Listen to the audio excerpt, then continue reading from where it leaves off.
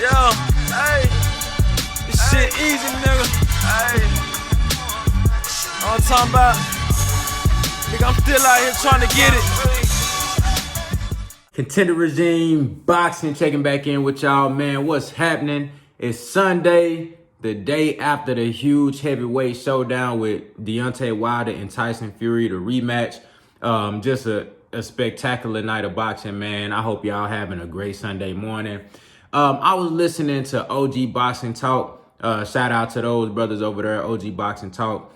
You know what I'm saying? And they had brought up a very interesting question. You know, what fight, what was the toughest loss as a boxing fan, you know what I'm saying, that you ever experienced? Now, there's gonna be a lot of people that put on a front, you know what I'm saying, and act like they're not fans of particular fighters. Oh, I just love the sport of boxing. I don't root for anybody in particular. But them same people be the ones that, you know, criticize one fighter more than the other and talk down on one fighter, and they, you know, big up one fighter more than the other. But they'll claim that they don't have any favorites or bias, you know, towards any fighters, which is all bullshit. We all fans here at the end of the day. You know what I'm saying? Here at Contender Regime Boxing, we all boxing fans. So, you know what I'm saying? Keep it real with yourself, man. It's just boxing. You dig what I'm saying? So I thought it was a very interesting question. You know, as a boxing fan, you know, we all got fighters that we relate to more, or that we enjoy their skill set or their ability more.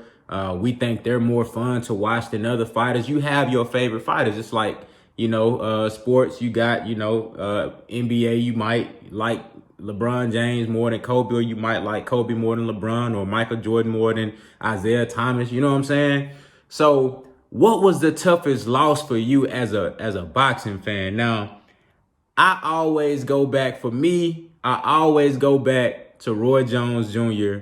versus Antonio Tarver in the second fight. I remember watching that fight in the living room with my moms, my little brother, my stepdad, I believe my cousin was there, you know, and we had saw the first fight, which was a very close fight. Roy Jones ended up pulling out the victory, but you know, it was a very, very close fight. You know, Roy he didn't look the same after dropping out at weight, coming down from fighting John Ruiz at heavyweight, you know, and he looked a little lethargic in that first fight with Tarver, man. But, you know, I felt like he did enough to get the victory. A lot of people felt like Antonio Tarver won that first fight. Roy Jones ended up winning a majority decision.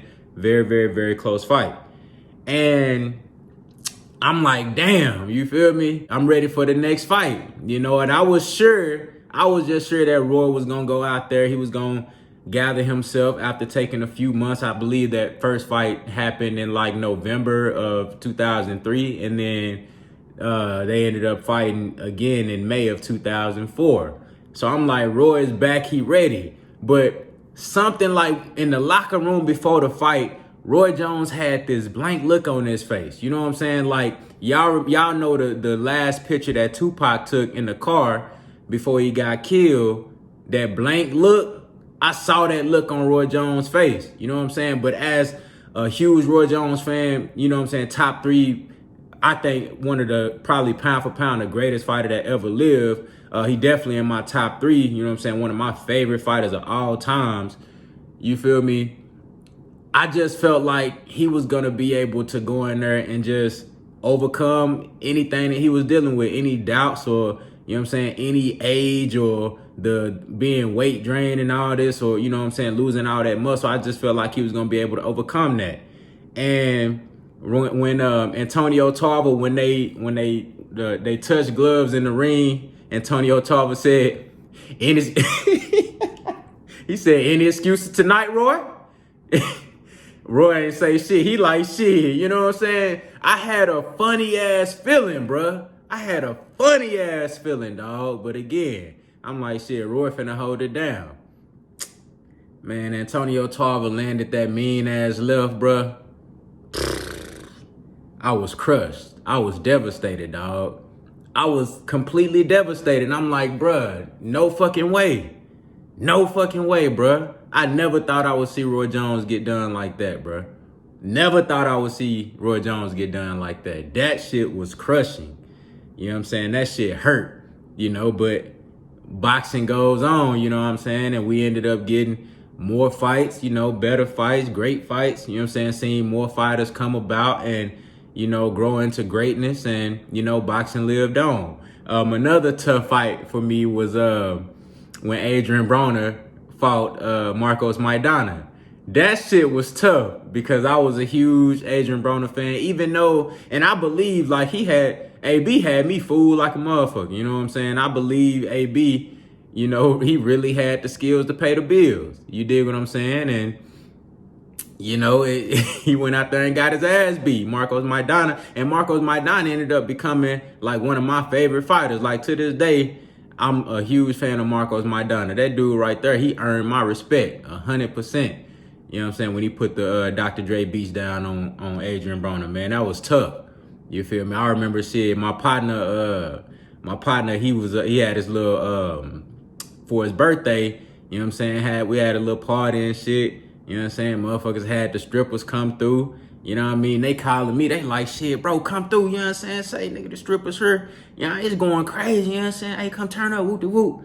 Man, I'm at the crib watching the AB fight. I'm like, no, bro. This shit real, bro. AB just got knocked down, bro. Hell no, bro. I got to see how this shit turned out. AB getting his ass beat. They talking about, no, bro. Come on, bro. I was like, nah, bro. I got to see what's going to happen, dog. This was like, and then when they had called me shit, it was like third or fourth round. I'm like, shit, on eggshells. That was a tough one. You know what I mean? But y'all let me know down in the comments, man, like, what was it, as a boxing fan, what was the toughest loss for you? Deontay Wilder losing last night, definitely like up there at the top for me. One of the toughest losses for one of my favorite fighters. You know what I'm saying? He went out there and he got beat by a better fighter. You know what I'm saying? Just facts. He got beat by a better fighter, And it was a tough one, man. It was a tough one. But say, like I said, boxing goes on. We're going to have, I told y'all, 2020 about to be lit, bro. We about to have more big fights. It's going to be more upsets. Just like last year, we had some upsets last year. It's going to be a lot more upsets, man, coming in 2020. It's going to be a lot of big fights, a lot of action this year, man. So a comment, the toughest loss that you ever experienced as a boxing fan from one of your favorite fighters. What fight was it? You know what I'm saying? How did it make you feel? And, what was your favorite comeback fight? You know what I'm saying? A lot of guys had rematches. It's like Anthony Joshua came back and beat Andy Ruiz, and Lennox Lewis came back and beat Hakeem Rahman after he got knocked out. So y'all let me know what y'all think, man. Contender regime, boxing. I'll holler at y'all boys, man.